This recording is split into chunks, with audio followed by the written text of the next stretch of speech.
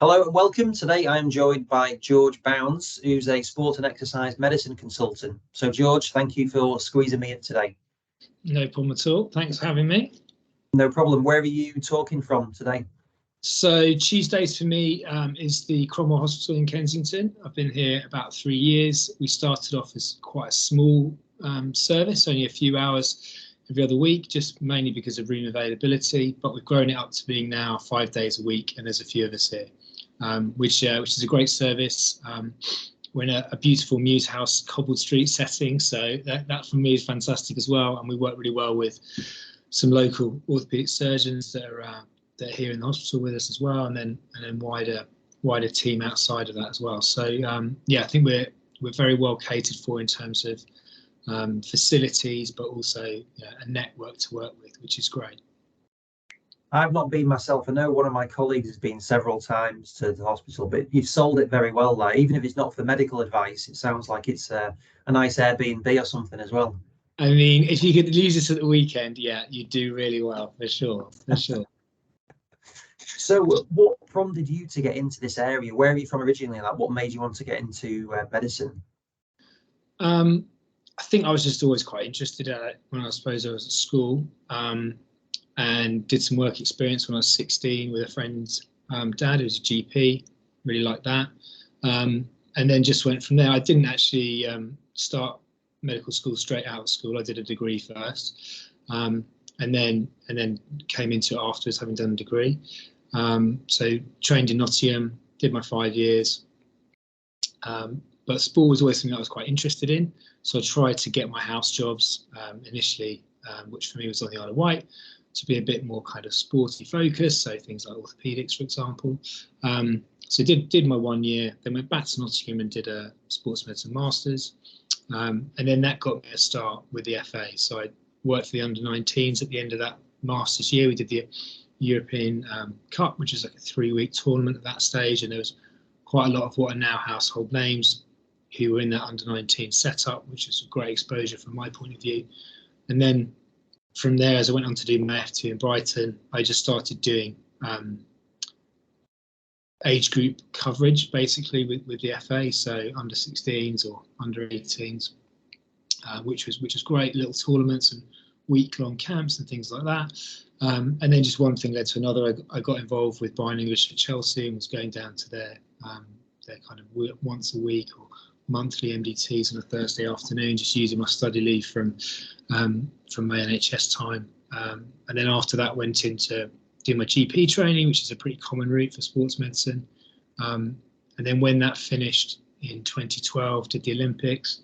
I wanted to go to Oxford for training, partly just because of the people that were there at the time. And there wasn't a number that year. So worked at Headley Corp doing SHO locum work, really, which was great at the time because there were lots of SEM consultants there, and I got to go around various clinics. I was there for 12 months, so I learned a huge amount in that time.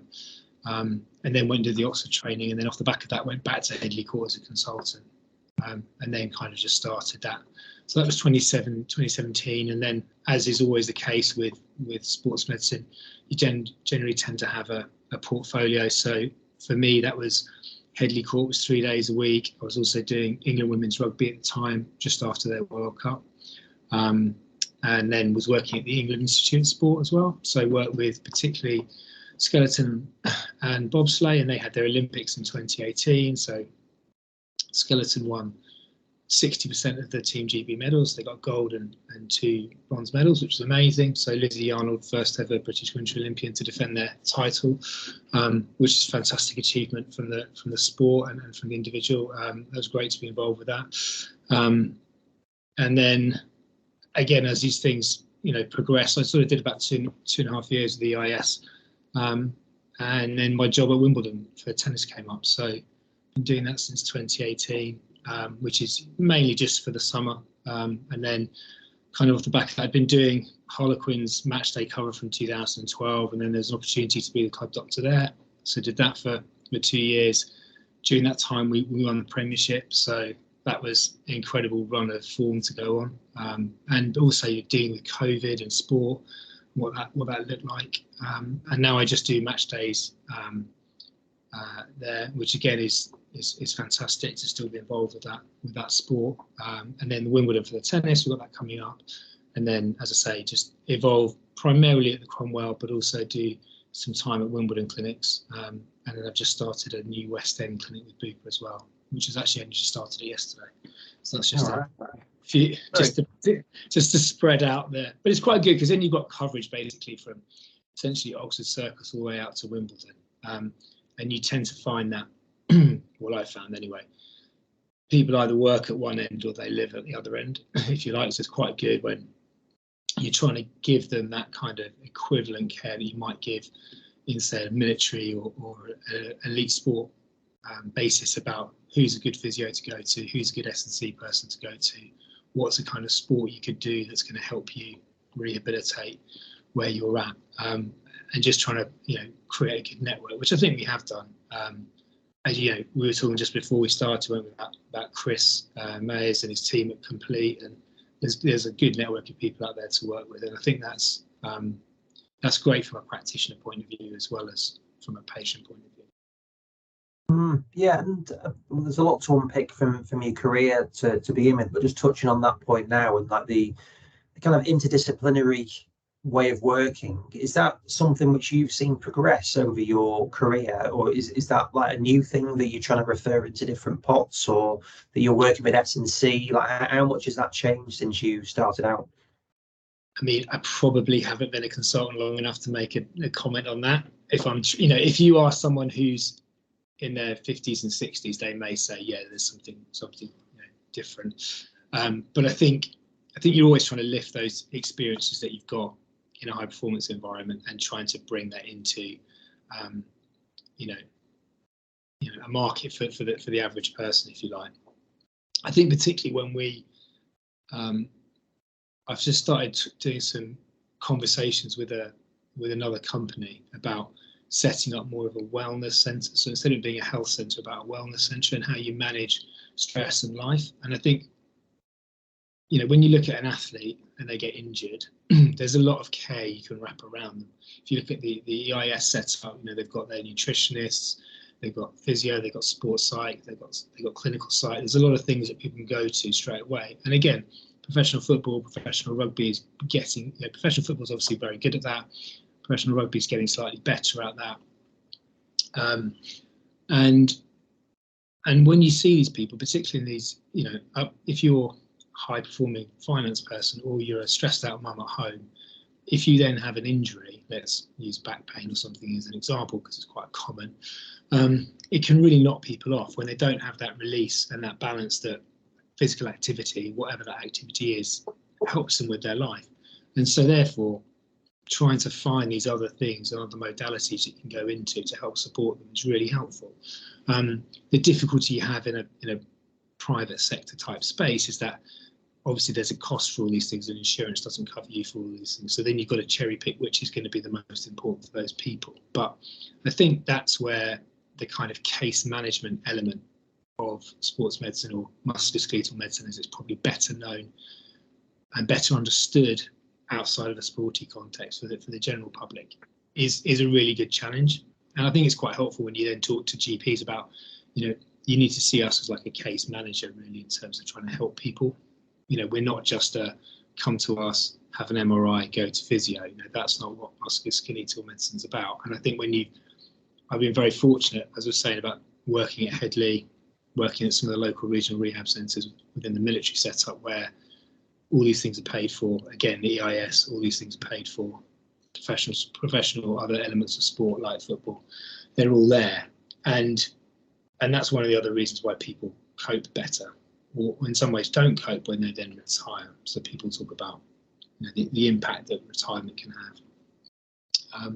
So I think that represents a big challenge. I think it's a great one for us in our space to really kind of add value, because like we were saying before as well, physios are doing more things all the time, which is great and good for services like ultrasound guided injections, but they don't necessarily have all the background that we would have as doctors in the education that we've had and the training that we've had. And so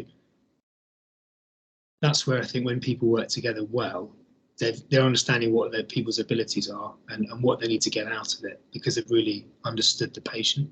And I think that kind of, as I say, go back to that case management element. I find that really a good challenge within our space of medicine. And do you think that transition and the acceptance of what some people do well and maybe other people do better, do you think that is there in most cases, that physios and it works well together? I think it's funny, isn't it? When you talk to more experienced physios, let's go with 10+ years of experience, they've seen things that have gone well and things that haven't gone well, or they've had a good or a bad experience, if you like, and so their radar's up on what needs to be referred and what doesn't need to be referred. Whereas sometimes you find that less experienced physios don't refer at a point when they could do. And what are their barriers to doing that? And it might be that they don't know, but it might be that they don't have a network, or they don't have help and supervision around them to know that. And it's exactly the same with junior doctors and more experienced doctors. So it's not a dig at physios or anything like that, but you just find that when you start having people with conversations that go, oh yeah, I remember when X, Y, and Z happened and blah, blah, blah. And I had a good conversation with an Aussie physio a few years ago, and we worked together a lot now. He'd just come over from Australia just around the time of COVID, and he sat on this patient for a few weeks, probably done 5 or 6 sessions on a posterior knee pain, and he thought he had the diagnosis. She wasn't very confident, and he said, well, why don't you come and see a sports medicine doctor, get a second opinion, see where we're going? And in the end, I said, look, I can confirm the diagnosis that he's got is right. I think we need to do a little bit more of this and a little bit more of that to progress you on. Anyway, she then lost confidence with that practitioner, wanted a second opinion, go and see a different practitioner. I was like, okay, that's absolutely fine. I'm happy to help you do that. And then to close the loop, to go back to him, because I was saying, look, I'm being totally honest. You've sent me a patient. I wanted to send them back to you, but they'd lost confidence in how long you'd sat on that patient for without them wanting a little bit more of an extra. So I think helping people working together to, supporting each other is actually an important element of having a good interaction with your local, providers, referrers, and rehab team, if you like. Yeah, no, it would definitely makes sense. And then just going back to unpick your career then. So what was the degree you did before you did medicine? I did a medical biochemistry degree at Leicester. Okay, so it was linked. Just as exciting as it sounded. So what did that involve then? It's just it's just a pretty standard science degree, to be fair. I did options in physiology and pharmacology, which were a bit more interesting. A lot of the guys on my course went into pharmaceutical industry. Some of them went into medicine, then some of them went into more bench style research, doing PhDs. So that was the kind of the 3 groups or 3 outcomes that most people went through post the course. Yeah. And did you find, having done a degree, do you think that's been beneficial to you when choosing medicine, or even later in career, like being a more mature medical student? I think the learning element of it was helpful, if you like, because I had a good bedrock on the basic principles that you go through in the first kind of couple of years of your medical training, because they're all quite similar, the bedrock of those subjects was mentioned there. And I think that meant I probably had better capacity for the learning, if you like, going into it slightly later. I think that was not how I felt when I was 18, but when I was 21, when I was 22, when I was 23, maybe when I got to the end and I was 25, 26, I thought, actually, do you know what? If I'd have been asked to do all this at 18, I probably might not have got through it, should we say, just because I wasn't sort of maybe academically ready to go and do all the work that was required more than anything else. And then you mentioned about being into sport and so on. Did you have quite a clear plan that you wanted to go on, and you've worked with Olympics, tennis, football, rugby? Was that what you had in mind for yourself? I definitely wanted to go and experience all these things, and definitely if you'd have asked me at 21 going into medical school, what do you want? What are the things you want to tick off? You definitely want to be clubs outside Harlequins definitely want to get some experience working in football, and Chelsea would definitely have been my choice. And then also obviously Wimbledon for tennis. So I feel very lucky with that. And then the bonus really, I suppose, in terms of working with the Olympic athletes. So yeah, I feel very lucky to have done the things that I've done. But I like to think there's a few more things out there that we could go and tick off along the way. Yeah, no, I'm sure. And then you mentioned your first job in sport, I think it was at the FA, working with the under-19. So when was that? I'm a big football fan, so I'll try and guess some of the players that would have been there. So obviously you're going to respect patient confidentiality, but yeah, so it's 2000, that was the summer of 2008. Yeah. So yes. So there was a few players who are still playing, but they're very much at the end of their careers now. Yeah. So what was that experience like then, going to work with, so they were all 18, 17 to 19, I guess, in that area. Yeah. What was that like going into the environment? Was that St George's Park that you were based at then for that? Well, we met up in the UK, but then travelled because it was in the Czech Republic actually. So having done the Masters, I think it was really cool to then actually put it all properly into play straight away in terms of being a team doctor on the ground with a team, travelling, dealing with the travel. Not that it was a massive travel, but more just the cultural differences and et cetera, and then dealing with pre-hospital care issues and illness in a foreign country, and then repatriating and then bringing people back and then handing them back to their clubs and stuff. So in terms of a great bedding in of the knowledge that you've just kind of gone through for the last year, it was a great opportunity. So yeah, it was me and a physio, and we got on really well, and then obviously the management team, and then it just led to other opportunities, which was great. Oh, bearing in mind the really young adults that you're working with there, could you see anything special in their mindset? Did anything stand out when you were working with these athletes at the top of their game from the sport that they're playing? But did you see anything that really stood out? I think that the issue with that kind of age group, and it's probably similar if you look at other sports as well, I'm sure it almost certainly is that there's a big disparity within that squad between those players who are at the top clubs who you think are going to push on, and some of those that are maybe not quite in that same zone, and then where they push on. And that's where, if you look through that squad, there'll be some names there that you will definitely recognise, but then there's probably a lot of those names that you necessarily don't, because they didn't necessarily push on. And a lot of that, you're right, is the way they approach the game, or the games that they played. Because we weren't actually quite as successful as I thought we could have been, should we say. And, we played the pools. I don't think we got through the pool stages, was my point. So, we had a bit of an early exit there, but actually still within that, there were some very good players, and they are different. I think that you see that there, but I think then also when you transition into, you see that in other environments as well. Skeleton's a good example of the people that, even though you're competing against the rest of the world, it's a small sport. They're traveling around the world. It's very arduous on the body and the mind as a result. But you can see the people that are going to do well, and the people that maybe aren't going to do quite as well. But you want to support everybody to do the best that they can do, and it's just a case of trying to, support them in an appropriate way for their performance. And like your role, I know you're there more from the physical side of getting them prepared and making sure that they're not getting injured and so on. But do you think that there's any mental support that you're giving whilst you're doing that? Do you ever feel that it crosses over into that area? Yeah, absolutely. But I think they also have a lot of psychological support around them, and I think, if you look in the last couple of years, certainly post-COVID, that's become more of a thing, more mainstream, people talking about it more, just in the media about society in general. But I think sport was probably ahead of that already.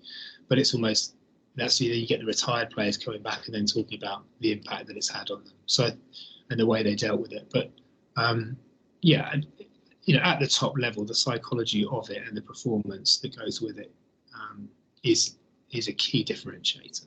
And I don't think anybody disagrees with that.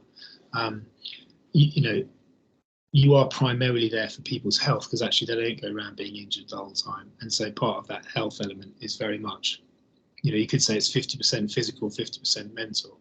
And if you approached it like that, then it shows you how much work needs to be done on monitoring it and supporting it and being aware about it. But yeah, I think, you know, you might be a point person, but there's often, as I say, specialists out there that you can refer to in a network to work with.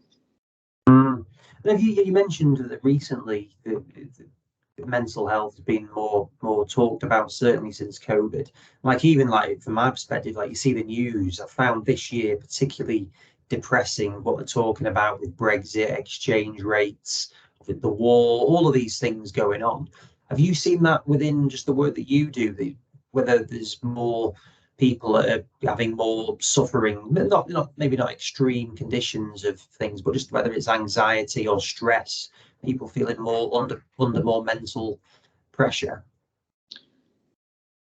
I'm not sure that's necessarily translating into my clinics at the moment, but I think if you went back to 2020 and 21, then that was much more of a conversation. I know particularly for younger people where they were working from home and they've been more socially isolated potentially.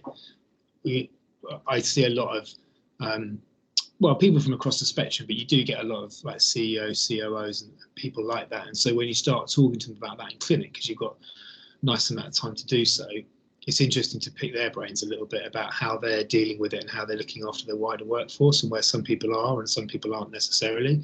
But I think because of that learning that's gone on, people, you know, that's 2020, 21. By the time we're 22, 23, I think people are more focused on looking after them, and that's almost part of the drive to get people back to work.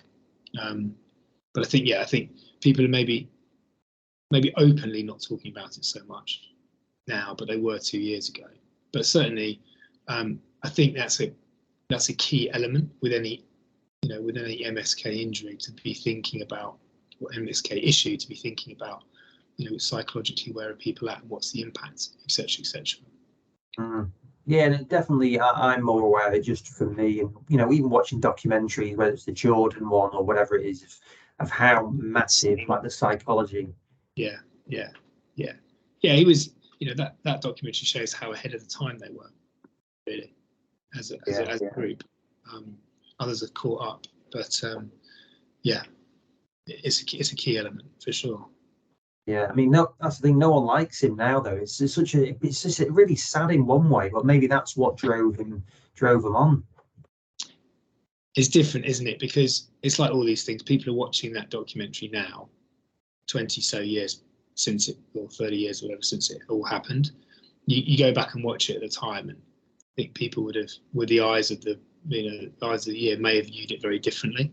There'll be things that we're doing now that there'll be a Netflix documentary of it in 20 years' time or something, and then people will get criticised. Maybe even this interview. I'm not thinking it will get criticised, but, you know, let's hope not. I hope it does. It's obviously getting in front of a lot of people then. Oh, okay. Yeah, good for you. From that not really.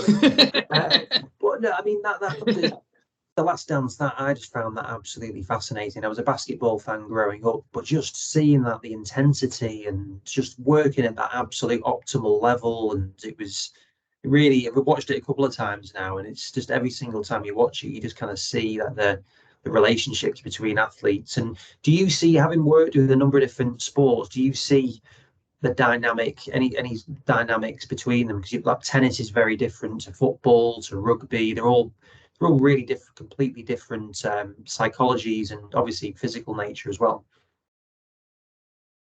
Yeah, I mean, just to go back to that Last Dance point, one of the recurring points he makes in that is that I want to train hard because this is how all the pressure is going to be like at the end of the season when we go to the playoffs, and I'm only interested in going to the playoffs and winning.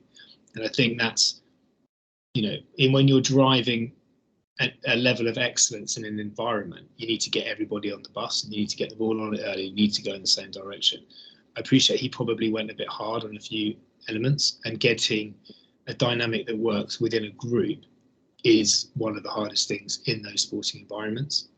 You know, I'll use the sort of Harlequins analogy because I feel that was almost the closest thing that I've experienced to that, because it was a big group and there's lots of, testosterone flying around and stuff like that. But I was fortunate to cover the game against Bristol, where the boys were 28-7 down at half time. But the half-time changing room conversations were unbelievable.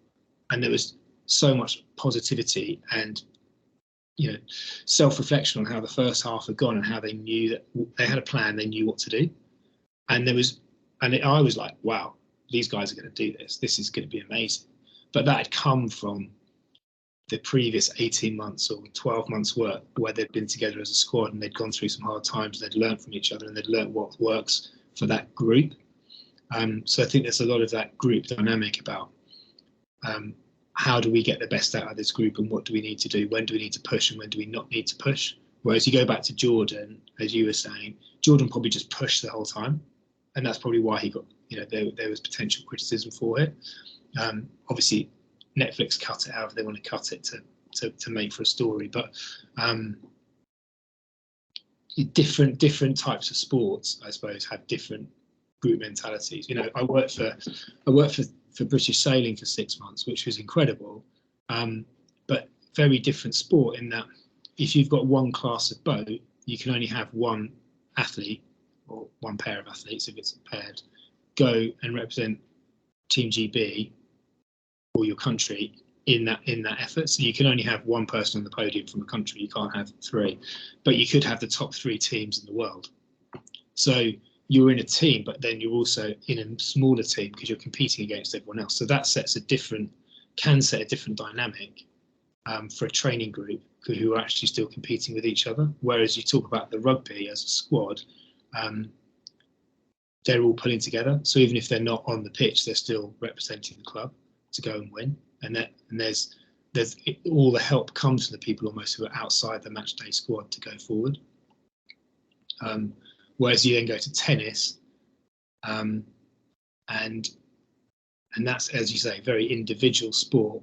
But you've also the athlete. It's almost like the managing director or the CEO of that little firm, which is a very different dynamic to a wider, more commonly played sports team. We use rugby again as an example, or a football team. There is a manager. The players don't appoint the manager; the owner of the club does. So those dynamics are then reproduced, or represents the mentality maybe of the sport, but equally the flow of the sport, and that's where people get passionate about it in different ways. But it's at the end, from our point of view, it's all medicine. It's all about how you work, but you've got to learn the sport, and you've got to learn the ways of the people that you're working with to try and be most effective. Otherwise, you're not going to necessarily give the best to that environment. And I think the tennis one's really interesting because I've not watched Breakpoint yet. I don't know. Have you seen Breakpoint? I'd say the best bit for me, the best bit from that first 6 episodes in that series, or 5 episodes, sorry, is where Taylor Fritz gets injured in the Indian Wells in the warm-up before he plays in the Dart. Because maybe it's the way it's shot, but they film it in a way whereby you see the real dynamic of the team around the athlete. Because the athlete's there essentially saying, I want to compete. This is a big final for me. It's against a huge player. It's my home significant tournament. I really want to go and compete. And the team are like, but you could have more damage. It could, put you out for longer in the season, blah, blah, blah. The doctor's saying, we need to get some imaging. There could be a real bad problem here. We just don't know. And the guy's like, I just want to play. I just want to play. And so for him, at that stage in his life and how things are going, he knew he was going to play. And he plays out of his skin, and then he wins. And you're just like, great. If that's a 14-year-old, maybe you look at that in a slightly different way, because you've got to be a bit more, you've got to try and pull that person back a little bit, potentially. But when these athletes are at their absolute, he's at the top of his game. He's just beaten Nadal, one of the greatest players of all time. So he had to do that by playing well. That sort of dynamic is amazing, I think, to be involved with, as long as you're maintaining your good kind of healthcare standards and you're thinking about, what's in the best interest of the athlete short and long term. But I thought that was a really good example of actually kind of what I felt it was like when I'd been at Wimbledon and the types of conversations that happened. Yeah, yeah. No, I've not seen it yet, but yeah, I've heard really good reviews of it, and you can see it. Yeah, it's a very completely different setup to a team sport where they've got all the medical setup as part of it. You're not paying for any of your travel, all of those things. So the dynamic. Well, we used to have our physio clinic based at a prominent club in Manchester where they would have a tournament that Raducanu had played at, and actually Sampras won his first grass court tournament there. Murray had played there, and you kind of see these people, and it's a very interesting thing. These top 100 players, but they're on their own with their competitors, hanging out with the people they play against. So it is quite an interesting dynamic. But for Wimbledon, how did that come about for you then getting involved in that? There was an advert and I applied and I went to an interview and got the job. So yeah, which I appreciate actually. In fairness, not all sports jobs are advertised. So yeah, that's how that kind of came about. And I was yeah, I mean, I'd been a court coverer when I was a medical student, so I did that for 2 years, my first and second year, which was great fun. So I made sure I put that on my application form as the sort of level of dedication I had to the tennis. But yeah, it was a long process for the interview. We were probably there for sort of 4 hours, 5 hours maybe. But yeah, it was a good challenge, and yeah, it's a great sport to work in. Very different to, as I say, to other environments. It's a bit more kind of event medicine type based, because you are there to, you're primarily there to maintain the integrity of the tournament, because they have this thing in tennis. I don't know if you know about this, where if you're injured and you go and play in the first round and you pull out because of that injury, you can be fined up to 100% of your match fee. Whereas if you withdraw saying that you're injured before that first match takes place, you can still get a percentage of the first match fee, so you still get paid. So they're trying to protect the integrity, because there was a run of it in, I think it was 2017, where there were 3 matches on centre in a row where they all finished with injuries, and the players had gone on with pre-existing injuries, and so they were like, this is not good advert for the sport. We need to actually produce the sport. So they changed the way they do it. That's across all majors. That's not just a Wimbledon thing. So yeah, no, it's a great event, and there's lovely people to work with, and you get the same people coming back every year. And yeah, it's sort of bigger than just tennis really, because there's nothing else in the sporting calendar really going on at that time every year. So it gets a lot more focus than it would do probably if it was at any other time of the year. And so, what's your day-to-day like when you're at the club then? For Wimbledon, for the tennis? Yeah. So we have a medical centre under centre court. We also have a medical centre up at the practice courts, which is the north end of the ground, if you know that area. And so we're kind of operating out of those 2 areas, but we also have to cover the outside, all of the courts as well, if they're a court call. So physios are based in, depends on whether you're a seeded player or a non-seeded player. So if you're a seeded player, you're in members for the men and the women. And then if you're non-seeded, you're in the main changing rooms, which again has, on each of those 4 areas, if you like, there's physio suites as well. So you can go and see players up there as well. And then they have some larger warm-up areas at the practice courts, as well as down in centre as well. So you end up, although you've got these 2 main hubs, one at the practice, one at centre, you do end up seeing people in a variety of different areas across the site. And we have GPs that work as well, and a lot of S&C guys there, a lot of rehab space, so ice baths and massage areas and training areas as well. So there's lots of different people to interact with as part of a wider team, which is good as well. And then, so how does that work then? If someone gets injured, you go on the court and you have to speak to them. But how do you get their backgrounds? Like, because I guess you're not linking in with their if they've got a medical team, you probably don't speak to them. Well, so that's part of it, is that difficulty. So even if you're a top player and you've got your own physio, they can't go on the court. It has to be one of the ATP or WTA physios that goes on to treat. Equally, it's the same for us. So if a player has got something, and a lot of them do end up they pick up knocks, as do all sports. You're never necessarily playing 100% fit. I'd hope that they'd be wanting to come and see us, or certainly we'd be making ourselves available to be updated if there are issues, particularly around what maybe medicine somebody's had, or if they've been unwell, which again happens quite a bit in that sport. So yeah, the ATP and WTA do it in slightly different ways, but both of them have a mechanism for touching base with athletes and making sure if there are any issues that they have either come into the tournament with or that they've picked up, that the core ATP WTA physios are aware, that we're aware, so that if we have to go on, that we know what we're potentially looking at. It doesn't necessarily mean it is what we're looking at, but at least we've got some background on it. Just that dynamic play between all the sort of key people on what's going on with these athletes. But you can imagine it's also quite secretive as well, in that people don't necessarily want to go around telling people, making them aware that there's one person's carrying something, which is again that dynamic of the individual sport of tennis.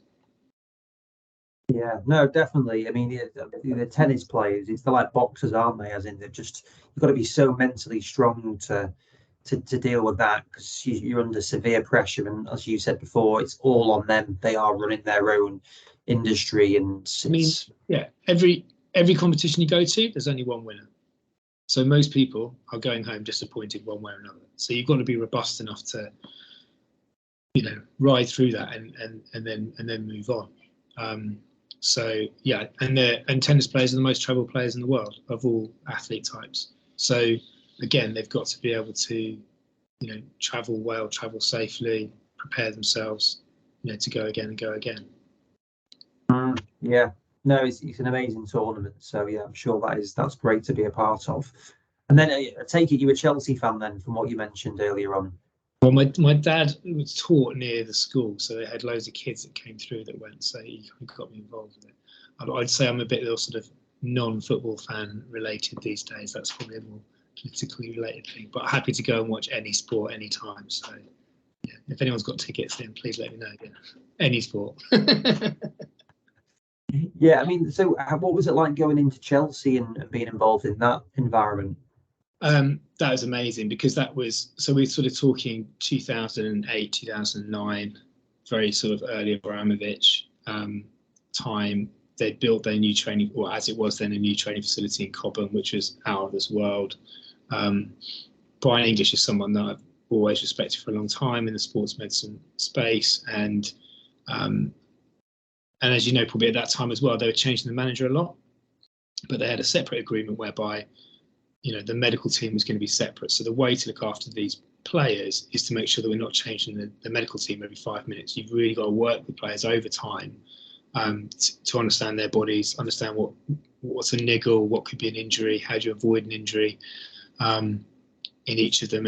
And there was a lot of consistency in their medical setup at that time. And I think it really benefited from keeping player availability high. So when I was at Harlequins, for that season, when as a full-time person anyway, when we had that season where we won, we had the best player availability of any squad in the Premiership, and that will undoubtedly have helped on lots of different levels, primarily because you're giving the coaches a dilemma on who you're going to pick, and you're not just picking because such and such is injured and you've only got one player in one position left, if you like. So by having good ability to maintain squad strength and squad selection, you're always going to help. Well, you hope anyway that you're going to have a better performance off the back of it.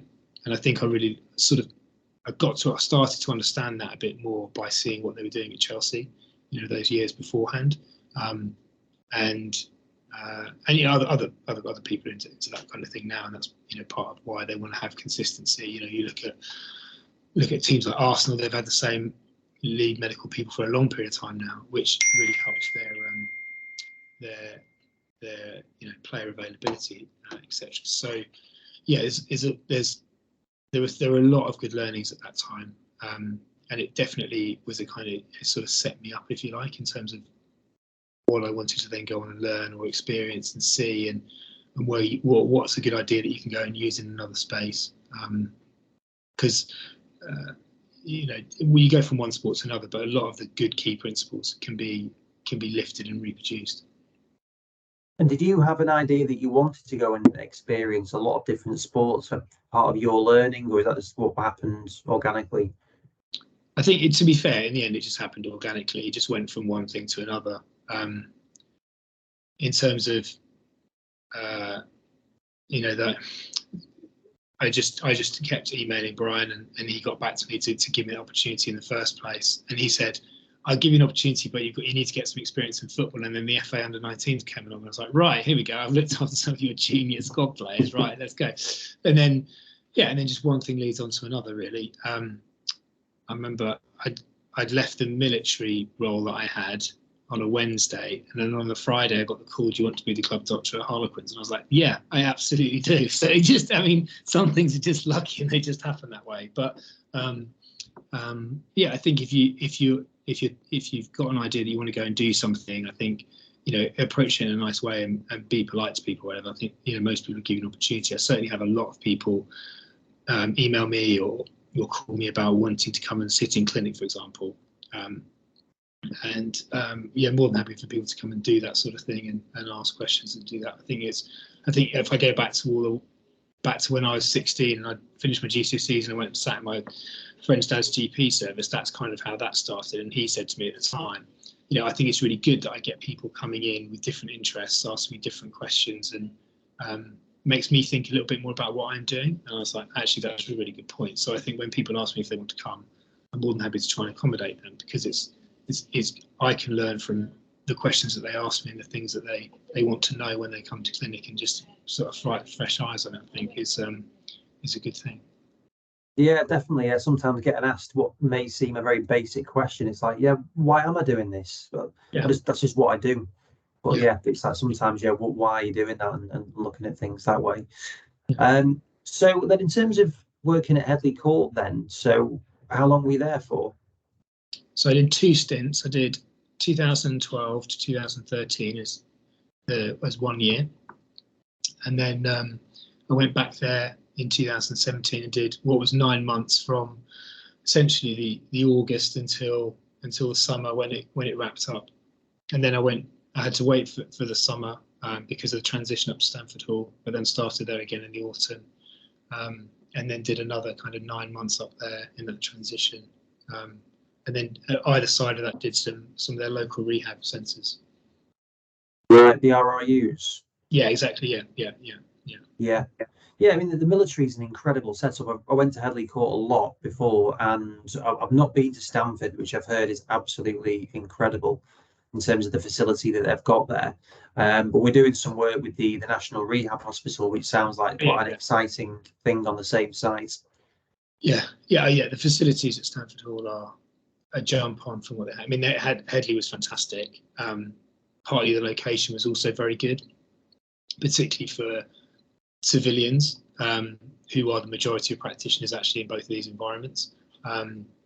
Easier to find people to come out of a bigger urban area like London than where they are in the Midlands now. But the facilities at Standford are sensational. It was all purpose built as well, obviously, and they're doing some great work up there, and hopefully that will continue long into the future. And then, how, when you got your job at Harlequins, how competitive was it to get that role? Well, I think, again, if you go back to say, what Chelsea were trying to do, you're trying to have consistency. So we have quite a big match day squad team, if you like, in terms of doctors, because of the number of doctors that you need. So they were keen for it to be from within that team. So get to know the squad, work with us, and then we'll promote from within, which again does happen quite a lot, and we've kind of continued to do that. So when I got there, I was already trying to earmark who the next person was going to be, and how we were going to adapt our structure also to meet the expanding challenge of the players. And we've changed our structure or improved it, which I think is great. And I think we're getting better delivery from our players, and I think the players appreciate that as well, which I think is the main thing. Yeah, and then in terms of like other being involved with that, the Olympics and all those things, are there any things that you think you'd really love to try that you've not done already? Yeah, I talked about this to myself a long time ago. It was like, so in the summer of 2000, when I was doing my biochemistry degree, I went to California for a summer and did some research, just in a lab for the summer, which is amazing and really helped me kind of for my final year dissertation and stuff. But also just opened my eyes up to all the sports that were there. So as they were then, the San Diego Chargers were training down the road, and they had open lunchtime training sessions. So I scheduled my day, because in America you can start your day really ridiculously early if you want and work late. So sort of had this big chunk of time off in the middle of the day to go and watch the Chargers train. So so one of the things I'd like to go and try and get into would be to go and see or go and be involved with some NFL stuff, just because they do it on such a big scale. But also go and look at because of the sort of tennis involvement, go and look at maybe the IMG academies in America. I think that would just be really interesting to go and see experience that. Yeah, sport in the States is different level, isn't it? It's mental. Yeah. And then in terms of like, what do you think the important non-clinical skills are within your role? I think for me, I really benefited from doing the GP training and the GP model of training and all those consultation bits that people got through to him from the learning. So that's one element, if you like. But I think it's more kind of having that personal interest in the people and the sport. I think, I didn't know anything about skeleton, for example, or bobsleigh before I went to work there. So I was a bit apprehensive that I didn't know necessarily what I was letting myself in for. But as soon as you get in there, and so I self-funded to go to literally the first event I could go to just go and actually see the sport, because it's not something that we do in this country, really. And as soon as you go there and experience it, I was like, right, okay, I understand this on a different level to what I was understanding it back in the UK. I can see what I need to do to hopefully help the athletes and the sport. And I think just working out how you're going to get some buy-in, partly for yourself, but partly for the people that you're working with, to kind of do it. Because when you're more engaged with the people that you're working for and working with, you're always going to give that bigger level of effort, and you're always going to hopefully for yourself get more enjoyment out of it. They'll probably get more out of it, and then that increases your chances of it being successful, which again you're going to get more out of. So I think I've picked things that I've wanted to do, and then I've tried to add a lot of George Bownes enthusiasm around it, which always helps. Yeah, no, sounds good. And are there any particular memorable moments that you've got where it's just like, wow, this is just, I can't believe I'm experiencing this? Oh, all the time. I remember, watching Federer walk out as the last time he defended his title. That was amazing, because you thought this might be the last time, and it was. That was brilliant. Watching Lizzie when it was my daughter's birthday party, and she was 2, and we were at a farm park. So I was watching it on my phone, and her winning her Olympic gold, and I was like, "This is mega! What a mega day!" And then the cool thing from that was that she then comes home the following week, and we had to go and see some surgeons and have some conversations. She came to school to drop my son off, who's at nursery, with her 2 gold medals in her bag, and then my daughter got to wear them. And so I sent the picture back to the sport, and the coach was like, "What are you doing, George? You're literally ruining our women's program. They all want to go." I was like, "You've got to get your gold medal first, guys." Like, that's cool. And then, the Quins win in the Premiership, through a COVID season. I think, everything is great, to be fair. Whenever you get an opportunity to be around something whether it's one good performance, or a performance over a period of time, and there's a big end result to it, I think that's great. But I think also, you can see players who get a big injury, and then you're there at that moment to help them with that. You're like, "Look, mate, it's going to be all right. I'm going to get you back." And they, for them, it's very emotional. and then it's a long rehab, 6, 9, 12 months or something like that, and then they get back to playing, and then you're involved with that. That for me is just as good as getting those big results, because you've really helped that person's career. And it's not you, there's lots of people involved with that, but to be part of that process, I think in that sport environment is brilliant. Yeah, no, I can fully see that. And like for you, in terms of like for switching off, what books do you read? Is it like fictional stuff, or do you do any like self-development? I'm going to be very honest. I'm dyslexic, which I found out when I was 32, and I was doing my GP exams. So I don't do a lot of reading, but I do a lot of audiobooks, and partly because I do quite a bit of traveling as well. So I've actually just downloaded a few, but I need to get started on them, because I just went to the Lake District for the weekend, so that's quite a long drive. So I've ticked off a load of those. But I think podcasts are actually almost quite good as well, in terms of there was a Steve Peters one with Stephen Bartlett recently, which was really good. I don't know if anyone's heard that. That'd be well worth listening to. So yes, I think sort of being aware of those types of media as well is pretty good these days. Yeah, no, I've done that one. Stephen Bartlett stuff. He gets some great guests on, doesn't he? Yeah, Steve Peters is fascinating character. Yeah, no, it's good. Well, last question? What are the ones you're going to listen to next? Then, do you think, book-wise? Oh man, I don't know. I actually don't know. We need a better final question. We need a better final question. Right. Okay. So, well, there's a couple that I've said here, but like, what you've mentioned, Brian English. Who else would you say had a significant impact on your career? Probably a couple of people. So Rod Jakes at the EIS. So I got to work with him one day a week in my final year of training, and that definitely opened a lot of opportunities for me to be a bit more of an independent practitioner, but also to work in the Bath Centre, which is really good for me. And I think, and then more recently, probably someone like Anita Biswas, who again is quite high in the EIS these days, but also I worked with her at Wimbledon.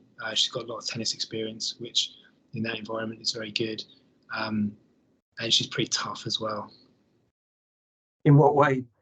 Well, she just doesn't take bullshit from people, and she sort of looks at people and goes, "Really? Is that really like you're not pulling your finger out here? You're not done the work. You need to do that."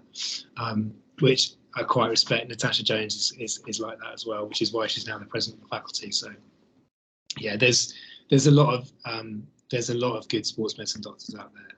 I think if you get an opportunity to work with any of the more senior figures, they're good to work with.